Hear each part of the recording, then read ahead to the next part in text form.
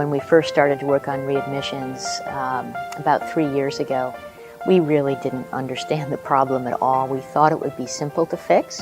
We've realized that there are so many pieces of the puzzle that need to be put together to make sure that a patient has a safe transition once they leave the hospital.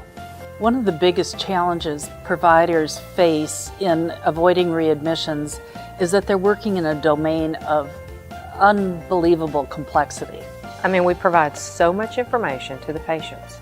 It's hard for a young, healthy patient to get it all, let alone an elderly patient who's sick, and they just want to go home. I think this kind of work has required folks to actually have new partnerships, new collaborations, and make new friends, to be honest with you, because your goals are the same. Providers like hospitals, nursing homes, home health agencies, hospice, assisted living, community-based organizations, all of these organizations need to work with the patients to ensure that they have a smooth transition. They all need to communicate together to ensure that a patient doesn't go back to the hospital inappropriately. The best practices we've seen are for IPAs and medical groups to create teams where they can see the patient very quickly as they're exiting the hospital. They can spend enough time with them to make sure they understand their medications, understand how they can take care of themselves. I never realized that working as a nurse practitioner with other nurse practitioners, I was missing the value added and the different perspectives that disciplines like social work and pharmacy can add. Getting these cross-continuum teams comprised of medical providers from different segments of the care continuum was really powerful, but it got even more powerful when we engaged community services and community support organizations as well. It's really once you get that entire view of the care continuum from the patient's view, can you really begin to make a difference. I like the ant program where the ant just takes one little piece of sand and moves it in the ant farm until after a day or so they've actually made a big tunnel in the ant farm. That's kind of what communities need to do. Don't chew off too much, take a little bit at a time and be persistent.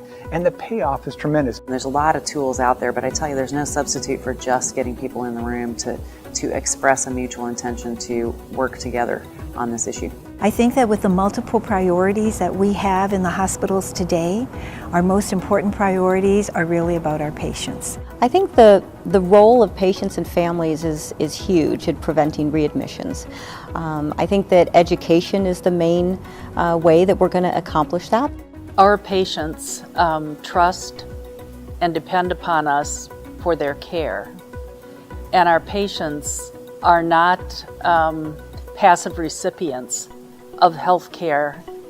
They are active parts of the healthcare system.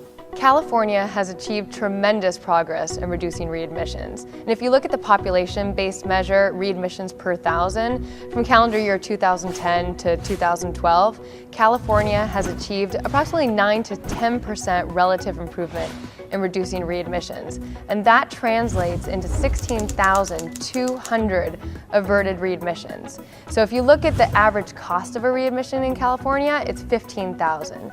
So if you multiply 15,000 by 16,200 averted readmissions, we have saved Medicare $243 million.